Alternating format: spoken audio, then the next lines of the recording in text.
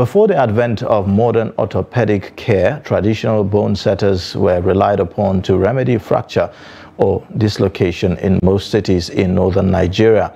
And despite the revolution in modern medicine, the practice is still as effective and reliable as it used to be, but not without some challenges. In this special report, Trust TV correspondent Idris Jibrin examines the practice of traditional bone setting in Kano State.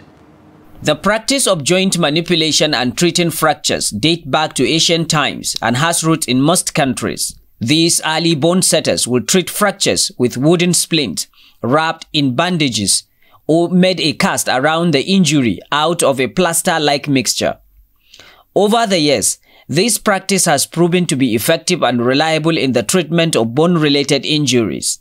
I have treated over 1,000 people, and I have reset the bones of over 1,000 people. You see, there are different types of fractures, but for us here, when you come with fracture with bones outside, it doesn't scare us. Dantala Ahmad in Kano has been in this practice for over 70 years. He inherited the practice from his parent and is now passing same to his children. All these are my children, and we are over 20 in this house. And believe me, there is no fracture that scares us. Everybody in this house can reset your bone.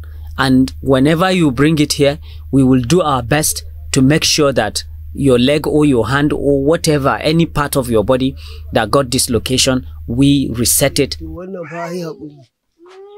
Traditional bone setting is a type of a folk medicine in which these practitioners are engaged in joint manipulation.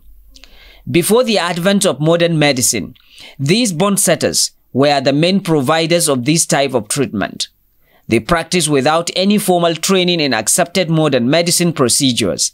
They also reduce joint dislocations and reset bone fractures. You see, I don't have any formal education, but there are so many hospitals in this Kano that do ask me to go to their hospital and be practicing.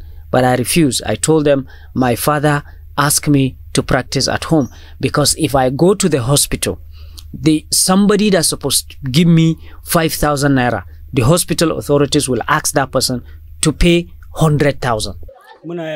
Since when I was a kid, if they bring somebody with dislocation or fractures, our parent will ask us to watch and see how they are doing it. And gradually, we equally learned how to do it. And today, that is our main source of income.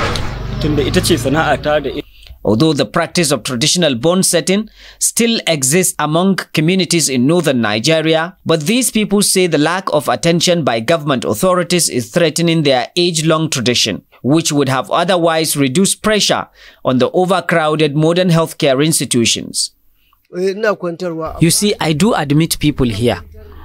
Sometimes we keep people here. People will stay here for 2 months, 3 months, 6 months, up to a year.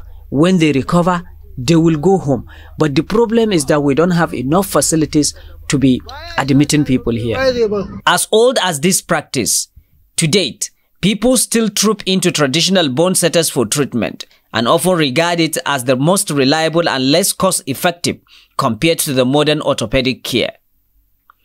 Idris Jibrin, Trust TV News, Kano.